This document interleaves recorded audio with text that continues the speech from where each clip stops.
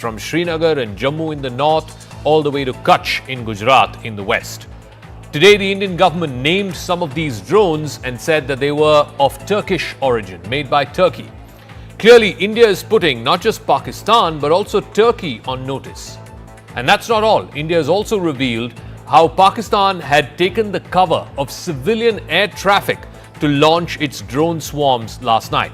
In fact, at the press conference jointly addressed by MEA and MOD officials, it was revealed that there was one flight from Dammam which was coming to Lahore, entered Pakistani airspace a little past 8 o'clock in the evening, and then the time that it spent in Pakistani airspace from Karachi to Lahore, where it eventually landed at a little past 9 p.m., that window was used by the Pakistani military to launch these drone swarms across the Western Front.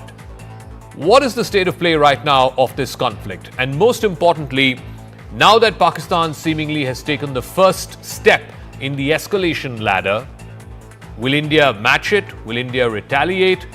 How does one then get off this escalation spiral?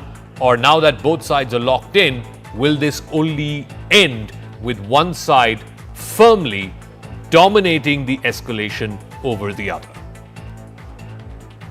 अंतर्राष्ट्रीय सीमा और नियंत्रण रेखा पर लेह से लेकर sir creek तक 36 स्थानों पर 300 से 400 लगभग ड्रोनों का इस्तेमाल घुसपैठ का प्रयास करने के लिए किया गया। ड्रोन के मलबे की फोरेंसिक जांच की जा रही है।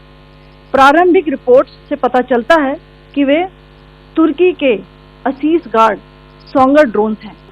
पाकिस्तान का गैर जिम्मेदाराना व्यवहार फिर से सामने आया।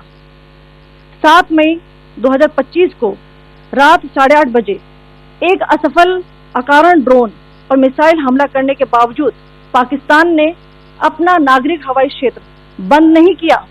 पाकिस्तान अपने नागरिक विमानों को ढाल के रूप में इस्तेमाल कर रहा है, जबकि उसे अच्छी तरह से पता है कि भारत पर उसके हमले से हवाई रक्षा की तीव्र प्रतिक्रिया होगी। यह भारत और पाकिस्तान के बीच अंतर्राष्ट्रीय सीमा के पास उड़ान भरने वाले अंतर्राष्ट्रीय उड़ानों सहित नागरिक विमानों के लिए सुरक्षित नहीं है। रात में पाकिस्तान के एक सशस्त्र यूएवी ने भटिंडा सैन्य स्टेशन को निशाना बनाने की कोशिश भी की, जिसे पकड़ा गया और उसे निष्क्रिय कर दिया गया। All right, so here's what happened. This was the intervening night of 8th and 9th of May. This is last night. The Pakistani army resorted to artillery shelling in multiple locations. Then, using that cover and the cover of civilian aircraft, they used drones and projectiles much across the Western Front, all the way from Jammu and Kashmir, Punjab, Rajasthan, going all the way up to Gujarat. An attack attempt was made on the Bhatinda military station, which was successfully thwarted. In fact, shelling was reported at the line of control in Tangdar, Uri, Poonch, Mendhar, and of course on the other side in the international border, on either side of the international border in Rajouri, Aknoor, Udhampur, Samba and Pathankot. Now, during the joint briefing, India's forces also confirmed that the preliminary forensic analysis of the debris that's been recovered from some of these drowned drones seemed to suggest that they were made in Turkey. In fact, it was identified as the Aziz Guard Songar model, which is commonly deployed for surveillance and precision strikes. Now, that does put Turkey on notice, and the relationship between India and Turkey on notice in a way. Because this is what India's total economic engagement with Turkey is. It has acquired new momentum in recent years. There is a considerable increase in trade. In fact, it stood at a little over $10 billion as of 2023-2024. As per the Central Bank of Turkey and the data that they have compiled, Indian companies have invested about $120 million in Turkey, and vice versa. Turkish investment in India is about $200 million as per the Department for the Promotion of Industry and Internal Trade. Now, there are approximately about 3,000 Indian nationals who are residing in Turkey, most of them mainly in Istanbul. India has helped Turkey in times of crises. Operation Dost, if you remember, when the earthquake, the massive earthquake had hit Turkey in 2023, India was one of the first countries to provide urgent relief to Turkey in the wake of the devastating earthquakes. Now, 3 NDRF teams were sent. There was a 99-member medical team that was deployed, over 250 trained personnel along with specialized equipment, vehicles and relief material was also sent. But Operation Dost, in return, what India seemed to have got is Dhoka, Operation Dhoka, because India being one of the first early responders in Turkey, medical equipment and relief material worth about 8 tons was sent to Turkey, but unfortunately in return, all we seem to have got is Turkish drones being used by the Pakistani military to target Indian military and civilian installations. Pakistan made the preposterous and outrageous claim that it was the Indian Armed Forces and the Indian Air Force that was targeting cities like Amritsar and trying to put the blame on Pakistan. In addition, that we would attack our own cities is the kind of deranged fantasy that only the Pakistani state can come up with. As we saw in the Pahalgam attack, Pakistan is again trying desperately to impart a communal hue to the situation with an intention to create discord. In view of the existing security scenario, the services of the Kartarpur Sahib Corridor have been suspended till further directions. All right, let's try and make sense of what happened last night, this drone swarm, what was the attempt, and what happens here on, what next? Lieutenant General retired D.S. Huda is former Army Commander of the Northern Command of the Indian Army. Thank you very much, sir, for speaking with us. First things first, I want you to make sense for our viewers of what was Pakistan attempting to do last night. The swarm of drones, now we know 400 of them were employed over 30 plus Indian cities from Srinagar all the way to Kutch in Gujarat. Could this be characterized as, Pakistan climbing the first rung of the escalation ladder? So, my own sense is, Naka, from a purely professional point of view is, this was a probing kind of an attempt to try and see where the vulnerabilities are, because they have attempted this at more than 30 places. See where our air defenses are active. See whether they can find some vulnerabilities that they could attack. Fortunately, the air defense systems have reacted extremely well and made sure there are no casualties. But I see this as a preliminary attempt that in case we have to do something, we have to retaliate, can we find some weak spots in the air defense architecture of the Indian military? I would say this is how they have done this attempt at so many places, starting right from Leh, as was explained in the briefing, right down to Kutch, is to try and expose weak spots in our defensive architecture. I'm curious if you want to comment on what the army colonel Colonel Qureshi said about this being Turkish-made drones. Is there any light that we can throw on why they're using Turkish-made drones? Because it's quite rare for the army or the government, for that matter, to call out the country of origin where these drones were made. No, so I think the calling out the country has been with a purpose. So we know that much of the drones that Pakistan military possesses are of Turkish origin, and I think. If you look at the statements that have come out, after Pahalgam and after India carried out Operation Sindur, two countries stand out for their sort of unequivocal support to Pakistan. One is China, which I think has still been measured in their statements, but Turkey has come out very, very openly in support of Pakistan. This is not the first time. So I think for India to call out Turkey for the kind of support they are giving to Pakistan, both military support as well as diplomatic support, I think it's a deliberate sort of step by the Indian government to call out the Turkish government. I was also curious, I don't know if you felt the same way. It was only Turkey that was mentioned. China was not mentioned, even though you did say that, the two biggest supporters seem to be China and Turkey. Despite the fact that both yesterday, I think in Amritsar, today in Hoshiarpur, some of the remnants of the wreckage that we had from these drones and some of these projectiles that came over clearly seem to have Chinese letters on it. I think some of them have been identified as, I think, the P-15. Any thoughts on why, why the briefing did not mention about Chinese weaponry, even though we know that almost 80% of Pakistani arms currently have either a Chinese origin or jointly made with China? So you're spot on. Over the last 15 years or so, about 80% of what Pakistan is getting from equipment that they're getting is from China. Why did the government not sort of call out the Chinese government for this? Perhaps given the nature of relations and how the situation at the LAC has just got calmed down, we are trying to improve our diplomatic relations. The Kailash Mansarovar Yatra is about to start.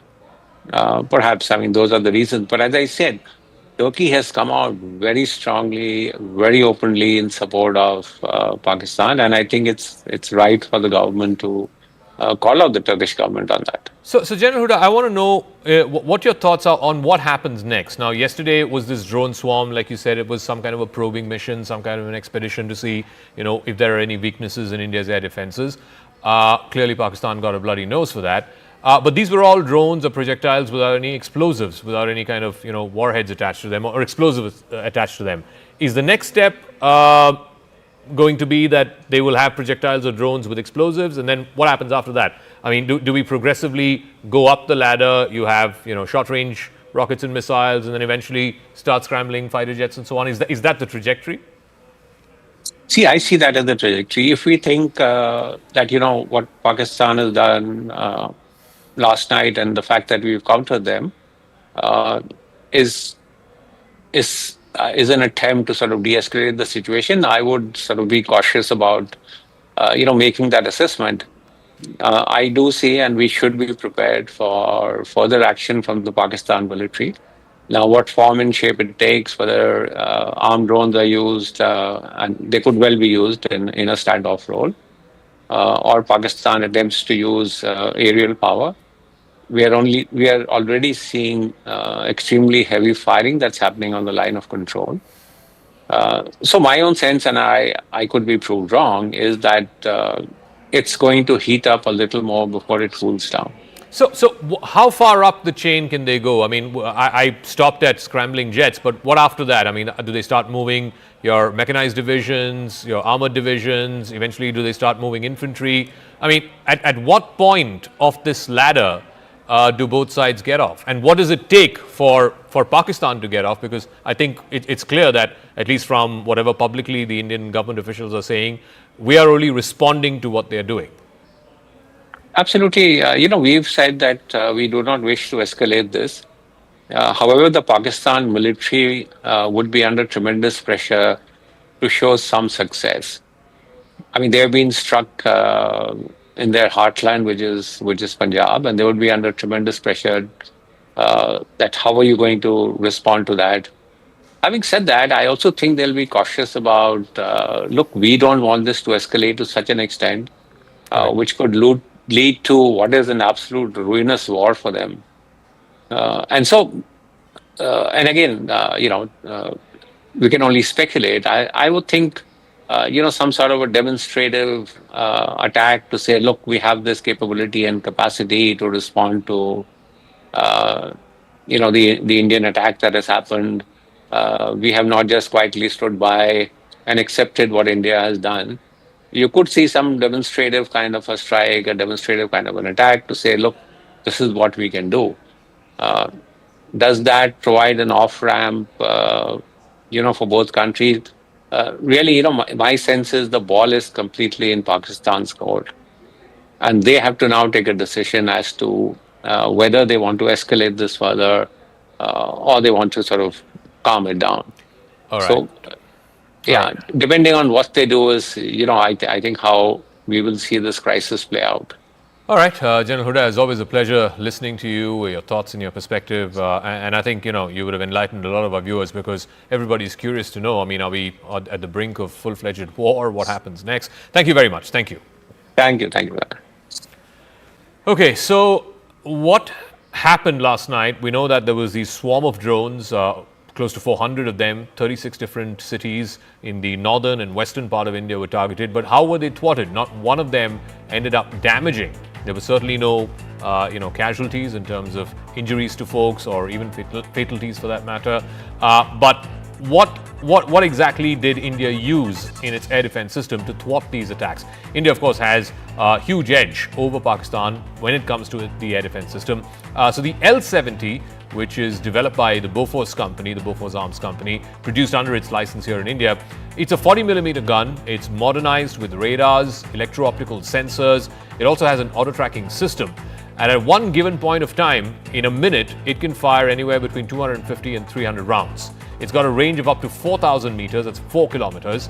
The L-70 also excels in anti-drone warfare, saturating the sky with predictive fire, and making it effective against exactly what we saw last night, these drone swarm attacks.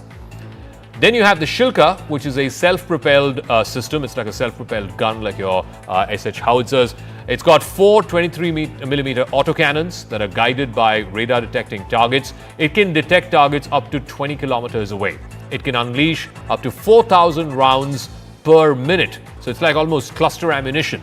Now it's been upgraded with proximity fuse ammunition, and it's got advanced fire control systems. So basically, again, what it does is a counter swarm to a swarm of drones. The Shilka's rapid fire and radar precision make it lethal against UAVs, helicopters, and light armored vehicles. It's also a weapon of last resort, if you will, against, for protecting air bases, moving convoys, as well as sensitive installations. Now, the big question that's being asked is, can Pakistan, and clearly it's Pakistan that's climbing up the escalatory ladder, but how far can they go? And can they afford to do this economically? The last few nights have witnessed heavy artillery shelling. It's in fact happening right now across the line of control. In fact, the last few days, it was both the line of control as well as the international border.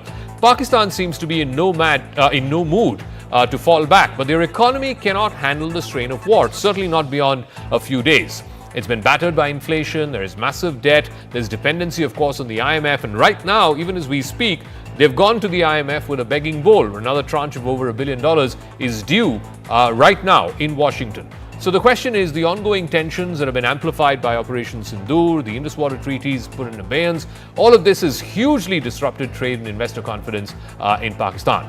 It is almost an economic existential risk. It's a very small economy, just barely $350 billion.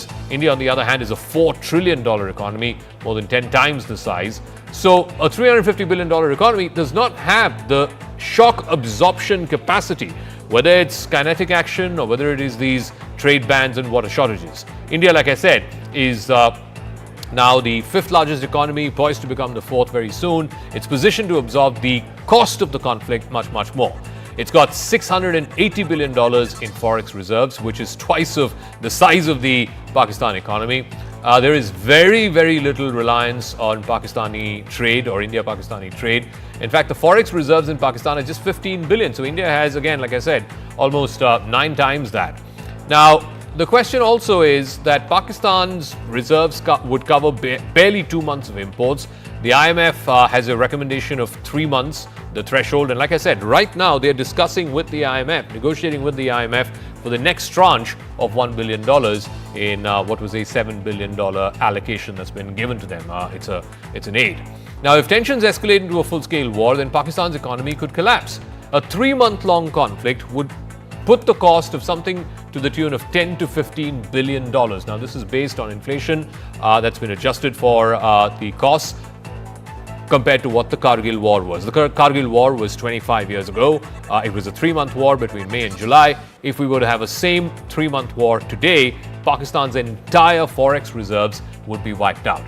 Pakistan would necessitate emergency loans from either allies like China, which is not interested in turning over these loans. In fact, China has refused to change the terms of repayment of these loans. The IMF, of course, like I said, right now they're having a meeting for the next tranche of money. Also, a naval blockade, for example, of Karachi. There was a lot of fake news doing the rounds yesterday that the Indian Navy has hit the Karachi port and that there is a blockade of the Karachi port, etc. But if that were to happen, then that would choke again Pakistan's $30 billion of export, particularly textiles. And textiles make up for about 60% of Pakistani exports. Currently, the Indus Waters Treaties is in abeyance, so if there is a full suspension, that could slash agricultural output by 40%. It would push 15 million rural workers into poverty and drive up food prices by 50%. And that is something that ordinary Pakistanis cannot afford. Foreign direct investment, up to 20% of the $1.8 billion in the first half of FY25, would completely vanish. A war could also displace, and this is the human cost, anywhere between 5 to 10 million people, particularly those in the border regions, and that would strain Pakistan's annual $10 billion social welfare budget. And yet, we have Pakistan's defense minister resorting to blatant warmongering. अगर table पे बात नहीं होती तो क्या अगली बात बंदूक पे होगी, बंदूक के जरिए होगी? जी बिल्कुल, then that is the only option left to us. We do not have the luxury of waiting for days. मैंने plural इस्तेमाल किया. We do not have the luxury to wait. This patience will cost us. So we have to stop them right now in the tracks. कि ये चीज जो acceptable नहीं है. All right, let me go across to Mr. Mukesh Aghi. He's the founder, of course, of the US-India Strategic Partnership Forum. Thank you very much, Mr. Aghi, for joining us. The US seems to be watching from the sidelines right now. We had comments from President Trump, a few days back saying this is between India and Pakistan. They've been fighting for 1,000 years. J.D. Vance yesterday, in his latest remarks, said this is none of America's business. How do you view that? Why is America taking this sort of hands-off-ish approach? Well, you have to understand that when you have a cross-border terrorism, there has to be a zero tolerance by any nation. And we saw that in the October 7th happened between Gaza and Israel itself. And India has every right to respond and protect his civilian population. Now, as far as the current situation goes, we believe that India has given a response to that terror aggression. And it's up to Pakistan now to have some kind of an exit ramp to be able to manage the current situation. Because a long-term war is not sustainable for Pakistan economy, whereas India, yes, can sustain this up to certain length itself. And the view in the Washington, D.C. is this is not our dog in the fight between India and Pakistan. They should be able to manage this. And that's where the position the U.S. government is taking for time being. I'm curious about that because this position that America has taken that America does not have a dog in this fight. But if you look at past conflicts, Kargil, even 2019 Balakot, America played a very, very important mediatory kind of role, if not an intervenery kind of role, to try and diffuse the situation. This time around, it's a bit hands-off-ish. I talked about what President Trump said, what Vice President Vance said. It's basically the message that seems to be coming out of Washington is their fight, let them figure it out. No, I don't think so. I think you have to understand, earlier it was the U.S. which would intervene and bail out Pakistan. At this stage, I think India is, I call, fed up with cross-border terrorism. And, earlier it should be okay. India would punch, Pakistan would punch back. And then there will be exit ramp for both countries, and we manage that. But now I think India is saying enough is enough, and we have to stop this. This can't continue going on. And Washington seems to agree from that perspective, saying, okay, guys, you manage it. So while US may not be able to influence so much, but the Chinese, the Turks, the Persians, the Saudis, can play a pivotal role trying to counsel Pakistan. This is the wrong direction to go, both from a global perspective and from a regional economic perspective also. One of the things that, India has been talking about, and right now they are meeting in Washington, D.C., the IMF will be negotiating with Pakistan, or the other way around, Pakistan will be negotiating with the IMF to release its next tranche of $1 billion. And a question that, begs to be asked, and has been asked here in India for a number of years, why does the West, and why does America in particular, because it has veto powers there, effectively veto powers in the IMF, tell Pakistan that, look, you can't continue encouraging all of these terror organizations and expect monies from the IMF. Why are they not making that loan or monies conditional on good behavior by Pakistan? No, absolutely. I think U.S. should leverage the IMF, not only just from holding on the loan itself, but also look at Pakistan putting back on the grey list. I think it's important to understand that in a global order, you cannot just go across the border and kill innocent people and walk away without any punitive actions itself. I think that era is gone. India has grown as an economy. Now it's the fourth largest economy. Its military power is much, much stronger. So it has a zero tolerance. And I think US realizes that. Okay. And in an indirect way, US is saying, hey, once and for all, just try to sort this one out so we can move on. Okay, Mukesh Aghi, we'll leave it at that. Thank you very much for joining us from the US-India Strategic Partnership Forum. Amidst a barrage of speculation from Pakistani and international media over the alleged military losses in the ongoing Operation Sindoor, a senior government official has told CNN News 18 that India has a proud and consistent history of acknowledging its losses and honouring the brave hearts who laid down their lives in service of the nation. In a poignant reminder of India's tradition of honour, even in conflict, the official recalled an extraordinary moment from history. In fact, let me go across to Siddhant, who has more details on this. Siddhant, so there's a lot of speculation about, did India lose aircraft? How many aircraft did India lose? At least officially, no one is saying that India has lost any aircraft. The official that you spoke to, what did he have to say?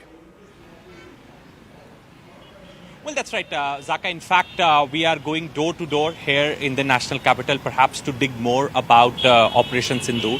And in fact, we have spoken to many officers in the government, in the armed forces, at the Ministry of External Affairs office, and perhaps there is indeed chatter, and in fact, amidst speculation and the claims that Pakistan has made about India's military loss in Operation Sindur, perhaps. There is a lot of criticism also that Indian forces are not owning up, etc., etc. So, a senior official in the government of India, perhaps I can't name him, Zaka, but he has said this to me, and in fact, I would like to read it out for our viewers, and I quote him: "हम दुश्मनी में भी शराफत रखते हैं." And he went on to remind me that how Pakistan's captain, Karnal Sher Khan, was awarded the Nishan-e-Haider on the recommendation of an Indian officer. Perhaps he says that India has a proud and consistent history of acknowledging its losses and honoring the brave hearts who lay down their lives in the service of the nation. In fact, Operation Sindur is ongoing. As always, we will provide verified details at an appropriate time. Zaka, I have spoken to other officers also. In fact, what they are telling me is that this is not a right time. But any minor detail perhaps going out in media about the operations could affect the future, future success of operations. And this is the reason that, there is a blanket silence as far as these chatter and, claims that Pakistan is making and the speculative stories that are getting published in the foreign media. So, the message is very clear that Indian Army, Indian forces are known for their professional conduct. And perhaps this time around, they are also doing in a very professional manner. It's just a matter of a time since Operation Sindur is going on. So, before divulging details or perhaps putting out details in public domain, the armed forces are very cautious. The government is very cautious so that Pakistan should not take a mileage of slightest detail being put out in public domain. All right, Siddhant, we'll leave it at that. Thank you very much for joining us. I'm now joined by former diplomat and former Deputy National Security Advisor, former High Commissioner, Mr. Satish Chandra, Ambassador Satish Chandra. Thank you very much. You speak very rarely to television channels, so thank you very much for joining us here on CNN News 18. I just laid out the context of what has happened over the last 2 weeks and where we stand as of today. What is your best assessment of what the situation is right now, and more importantly, where do you see it moving over the next 24, 48 hours? Good to be with you, Zaka, on your channel. It's a pleasure to interact with you. Well, actually, what's been happening is a repetition of the playbook over the decades. India has always been extremely restrained to a fault often in terms of retaliatory steps. I think all of us are very well aware that we have been targets of terrorist actions by Pakistan, and in most cases we have not retaliated, and I think that's been a fault and perhaps has encouraged Pakistan in the belief that they can literally get away with murder. So what has happened, I think there's been a change since with the Modi government in terms of the actions that it had taken in 2016 and 2019. First the surgical strikes and then Balakot. And this has gone a notch higher in terms of depth at which we have struck across Pakistan in retaliation for the Pahalgam attacks. And it's been nine camps which has been struck, both in some in POK and some in Pakistan, Punjab, the most notable being Muridke and Bahawalpur, where the terrorist camps were taken out. But as you mentioned ab initio, and as has been underlined by the Government of India, that our action was, the kinetic action, was extremely restrained in terms of the fact that we did not hit the military, the Pakistan military, which many feel perhaps we should have. All right, sorry for interrupting that interview, but we've got these pictures from the Prime Minister's residence, the Prime Minister having a meeting earlier today with the Defence Minister, the three service chiefs, the National Security Advisor, the service chiefs, of course, of the Army, Navy and Air Force. There seems to be, of course, the body language, of course, everyone seems to be in a slightly more relaxed frame of mind. It was very different from the images that we had a couple of days ago, which the Prime Minister had met with the service chiefs as well as the National Security Advisor and the Defence Minister. I want to go across to our political editor Aman Sharma, who has more on this. Aman, so this is from the meeting that the Prime Minister had earlier. Visible difference in the body language from the first meeting that we had, pictures of which a few days ago. Clearly, there seems to be a degree of comfort in what India has achieved through Operation Sindur and a degree of surety that India can handle whatever it is that Pakistan is trying to achieve.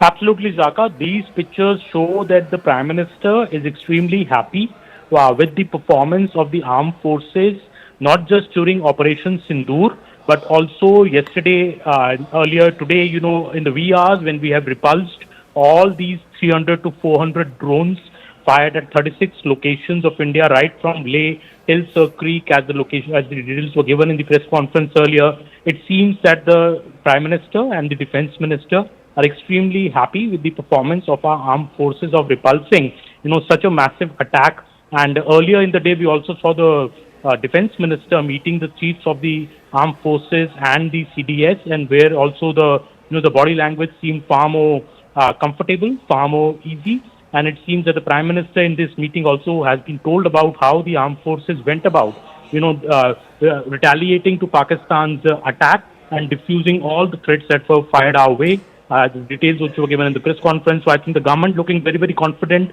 and prepared to retaliate if Pakistan does any other misadventure.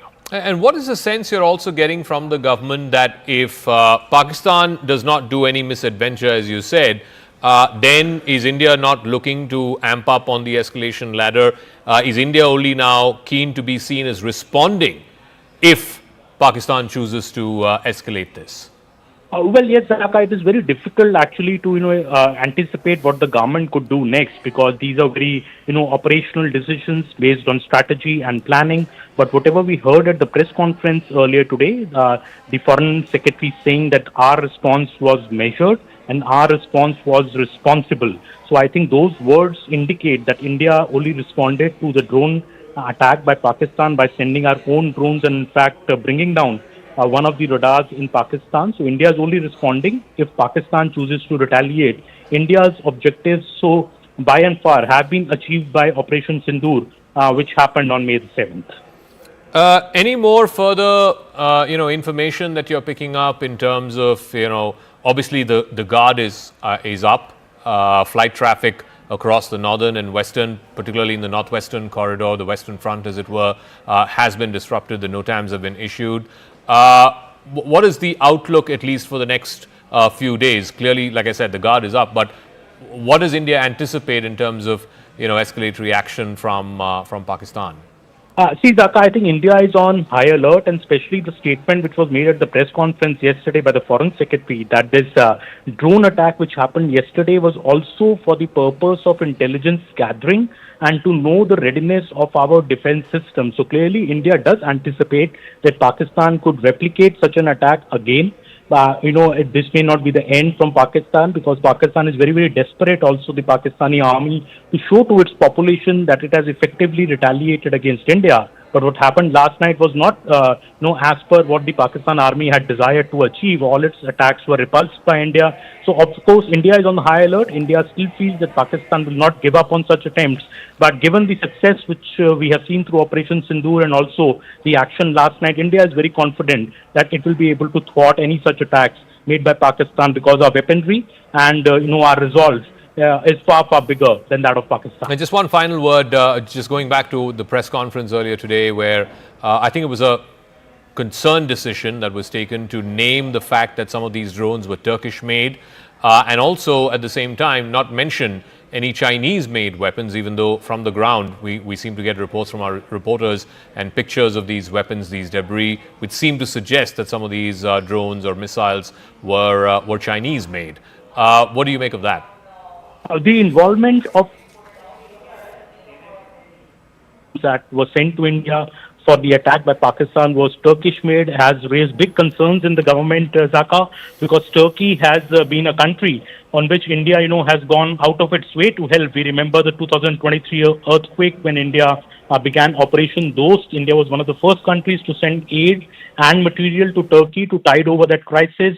But Turkey clearly in this whole conflict between India and Pakistan seems to have chosen the Pakistan camp. In fact, there are big doubts now that this plane from Turkey, which landed in Karachi on April 28th, and subsequent high-level military delegation of Turkey, which paid visit to Islamabad, on April the 30th and had met the Pakistan air chief, does that have a connection with this huge number of 300 to 400 drones of Turkish origin which have attacked India? India is very concerned about that, and I think that is why India has named that Turkey today in its press conference to say that Turkey, it seems to be siding clearly with Pakistan in this whole conflict. Okay, Aman, we'll leave it at that. Thanks very much. Those pictures from earlier today, the Prime Minister meeting the three service chiefs, the National Security Advisor and the Defence Minister. Now, I want to go back to that press conference that was addressed by Foreign Secretary Vikram Misri and the two armed forces personnel from the Army and the Indian Air Force. One of the things that the Foreign Secretary mentioned was the attack on Bahawalpur, which is the headquarters of the Jaish-e-Mohammed. There's a lot of speculation around whether Rauf Azhar, who was one of the key members of the Jaish-e-Mohammed, the brother of the founder of the Jaish-e-Mohammed, Masood Azhar, whether he was eliminated, whether he was killed in that attack that happened a couple of nights ago on Operation Sindur. Now, Rauf Azhar was the person who was responsible for luring American journalist, the Wall Street Journal reporter Daniel Pearl, and taking him to Omar Sheikh, who then killed him. This was, of course, a case from many, many years ago. I want to first play out what the Foreign Secretary said. He didn't name Rauf Azhar, but of course, like I said, this speculation has been doing the rounds for the last 24 hours that one of the high-value targets, one of the high-value hits in the Operation Sindur happened to be Rauf Azhar. Let's listen into what the Foreign Secretary said, and then I'll go across to a friend of Daniel Pearl's to try and get some perspective on that. You brought up the connection with the tragic death or killing of Daniel Pearl of the Wall Street Journal. The Jaish-e-Mohammed was in some way directly or indirectly responsible for the death of Daniel Pearl. But the real connection is through Ahmad Omar Saeed Sheikh, the British Pakistani jihadi who was held in India but was finally released in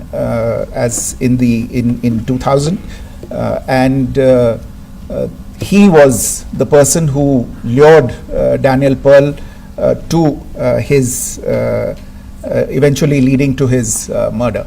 So these are all obviously connected figures, connected individuals, connected institutions, and the attack on Bahawalpur, on that facility of the Jaish-e-Mohammed in Bahawalpur is, I would imagine, a fitting part of this unfortunate incident. I stand corrected. It was Omar Sheikh who lured Daniel Pearl and eventually, of course, to his tragic killing. Asra Nomani is an Indian-American journalist and a former colleague of Daniel Pearl's. She now joins us. Asra, thank you very much for speaking with us. I know there's been a lot of speculation around whether Rauf Azhar was killed or not, but the Bahawalpur headquarters of the Jaish-e-Mohammed has been reduced to rubble. When you saw those pictures, when you heard that news, what did you feel? What went through your mind? It was haunting for me to see Bahawalpur on the map, because Bahawalpur has been on my map for 23 years. It was where Daniel Pearl went in December 2001, when he was on the trail of the jihadis that have caused so much violence in the world, from India to the United States to Europe.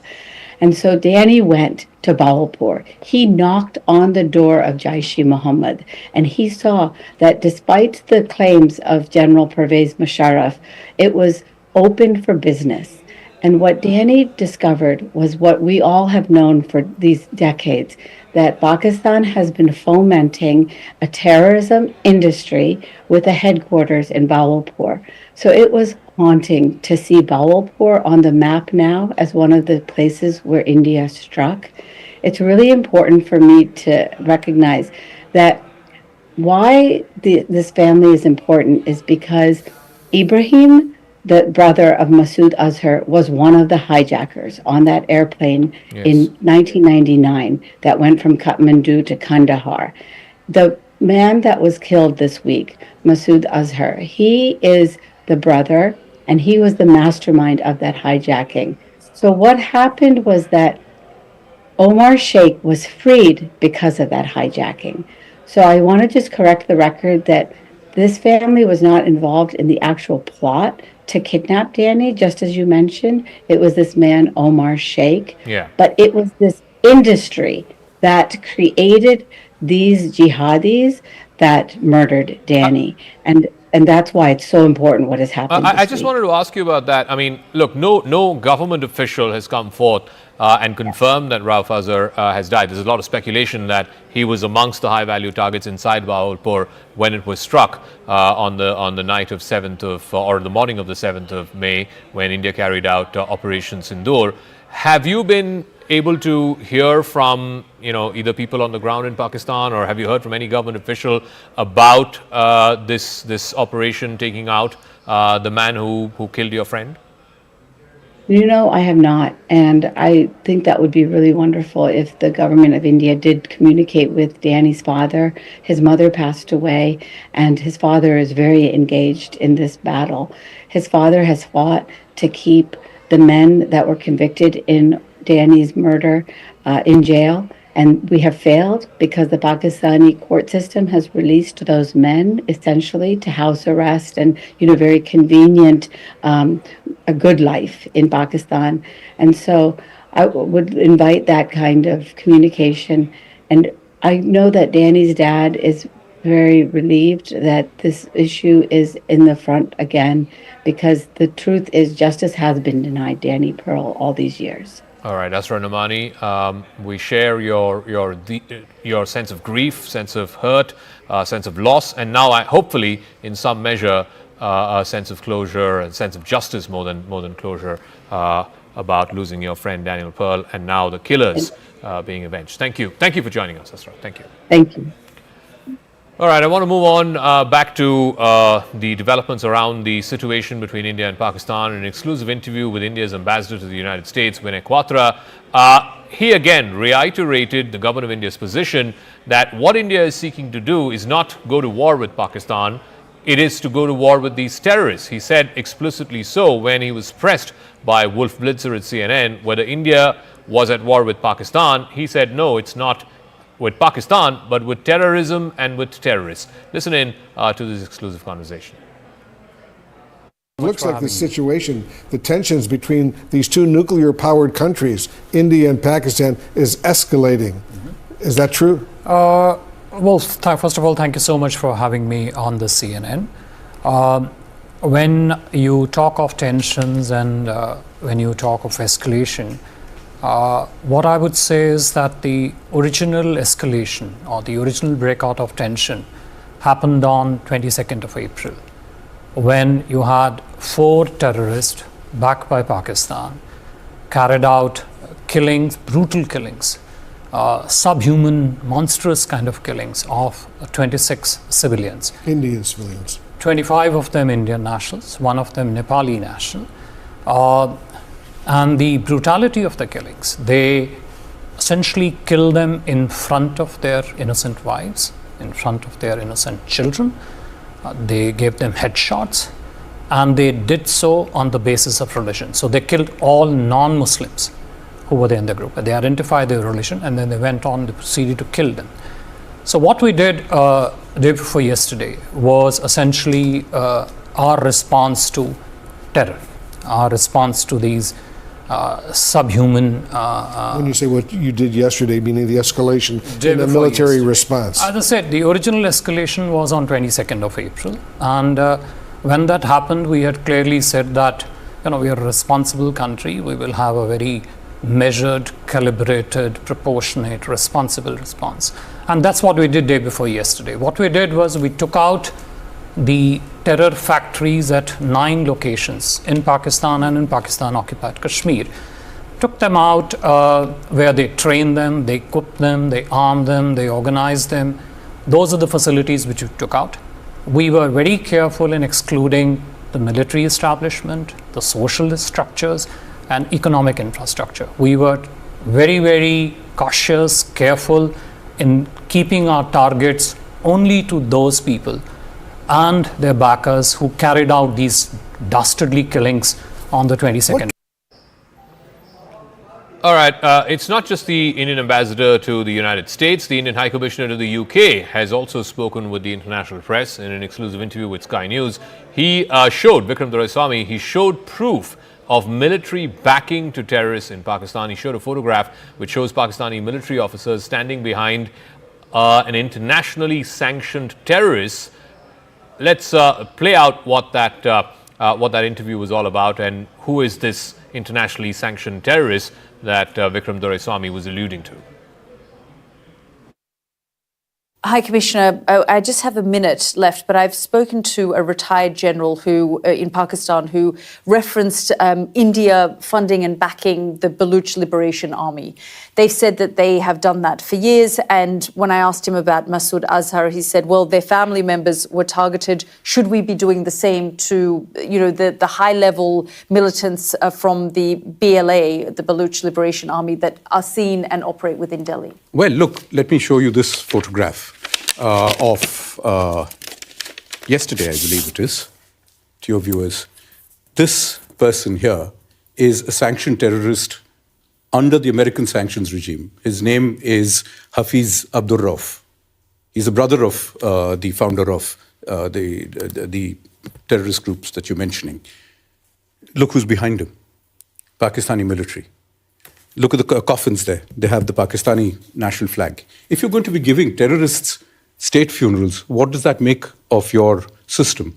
And everybody knows that for the last 30 years, Pakistan has used this as a means of subcritical warfare against India. If the international community really wants to be able to look at this and worry about it, the simple solution is to tell Pakistan it has an opportunity for an off-ramp. These are things that the world should have compelled Pakistan to do 30 years ago, and to compel them to implement their promises about taking down this infrastructure. It has not done so. There is an information warfare that's taking place, and independent journalists can't seem to get access to either side. Well, look, it is a fluid situation out there. I don't know how helpful it would be to have independent journalists or any kind of journalists wandering around in an area where there is active military operations happening.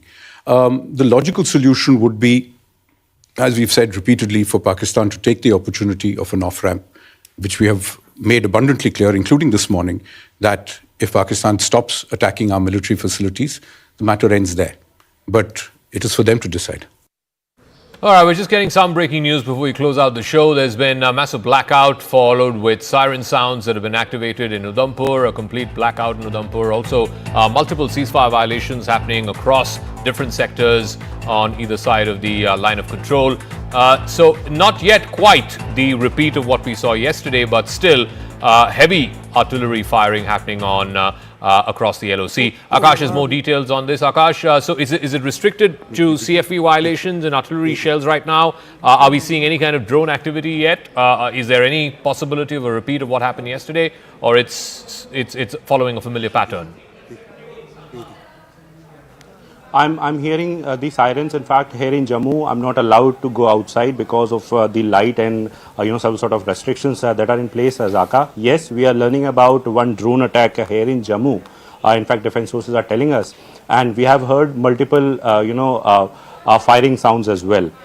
You rightly pointed out on line of control, we are having ceasefire violations in different sectors, not only in Jammu but in Kashmir as well. In Uri and Kupwara, we have been reporting since evening. And at this point in time, in Poonch and in Samba, we are learning about this ceasefire violation from Pakistan, where they are in fact firing the artillery. Here in Jammu, I have heard multiple sounds. I was trying to count 11 at least.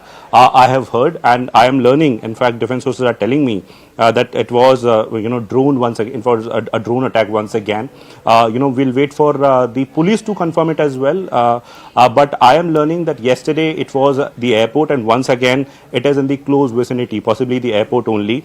And agencies are in fact using the AD systems and AD guns to thwart these attempts. Once again, it is Pakistan trying to attack the infrastructure, and not only in Jammu. We have been learning about these sort of activities in different areas. Tejinder is reporting in fact about Pathankot and Samba as well. We have a colleague Anshul and Anvit in different areas as well. They have been reporting about blackout and sirens. But as far as Jammu is concerned, Zaka, so it is very important. It is the international border though, but it's a very part of the sort of attack that was carried out. In fact, yesterday it got started with Jammu only, and at around 8 p.m. This evening also, we heard sirens, and soon after that a blackout was there. Yes, it's a precautionary measure, Zaka, but it has been categorically mentioned by the police and the civil authorities that people cannot stay outdoor, and in fact they need to go inside whenever they are hearing these sort of sounds, and in fact whenever there is blackout they need to go indoors.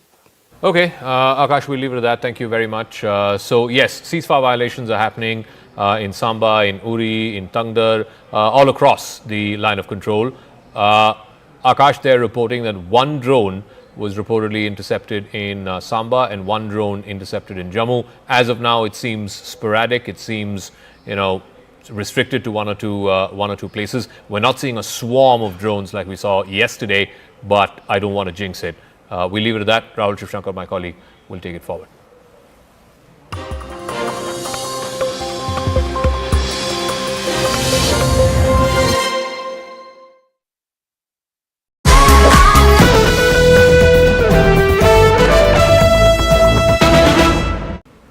All right. I want to move on to another piece of breaking news that's just coming through.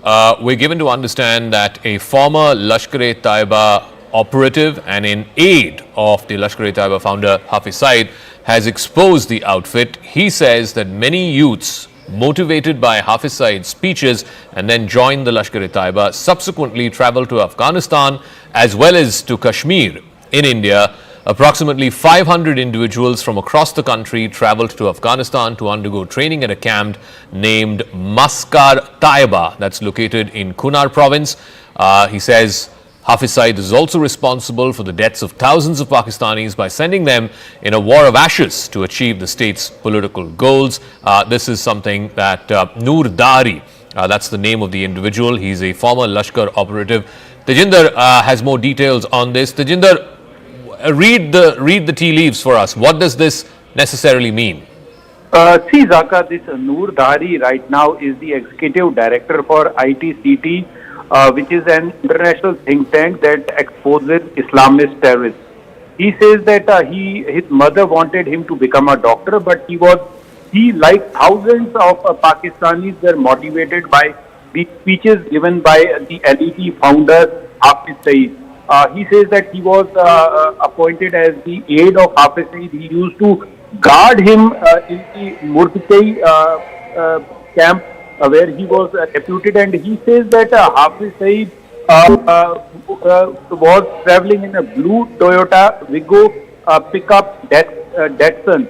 So Hafiz Saeed is responsible, as per Dahari, Hafiz Saeed is responsible for the death of thousands of Pakistani youth whom they motivate through his lectures. They join his terror outfit. They are sent to Afghanistan. They are sent to Kashmir, and they become a cannon fodder for the so-called war which Hafiz Saeed and other terrorists are fighting.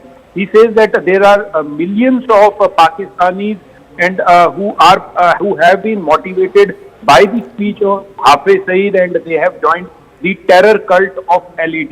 He says that he took a decision finally because he saw that this will get him nothing, so he left LET, and he was made fun by the other LET members, saying that he was coward, that is why he was leaving it, but he realized that Hafiz Saeed would lead them to nowhere. So finally he right now in UK, settled there, and is working with one of the international think tanks as an executive director. So this person has exposed Hafiz Saeed and how this terror factory is radicalizing the youth of Pakistan, the youth who could have taken a pen, who could have taken up stethoscope to become a doctor or an engineer, but Hafiz Saeed and his ilk is making these people the cannon fodder for their so-called jihad, training them in several terror training camps across Pakistan, in borders with Afghanistan, and then sending them to fight and get killed in Kashmir. He says that thousands of Pakistani youth who are trained by Hafiz Saeed are sent across into Jammu and Kashmir to fight this so-called war, and 90% of them never return. They get killed by the Indian Armed Forces.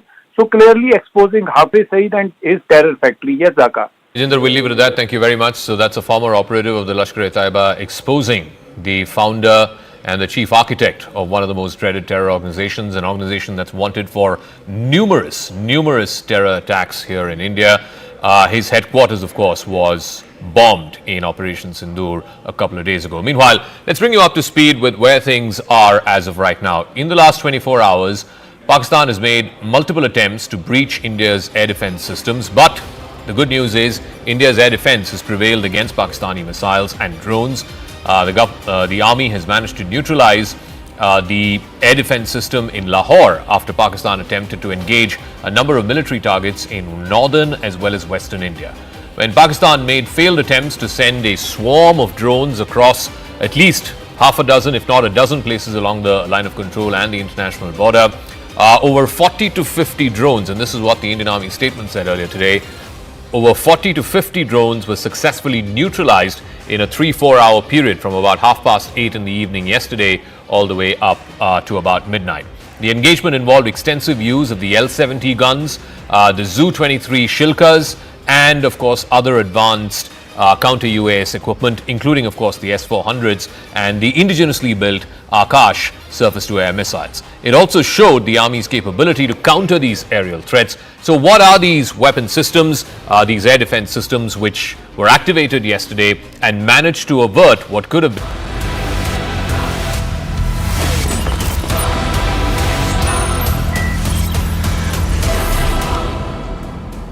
Viewers, Operation Sindur is not just a retaliatory strike, it's a declaration that India will bleed no more in silence, that every act of terror will be answered not with dossiers but with devastation. For decades, we have exercised restraint. We absorbed the pain of Mumbai, Uri, Pulwama, Pahalgam, waiting, watching, and hoping the world would act. But now, Modi's India acts. It acts as hard as it defends. That's right, India repulsed Pakistan.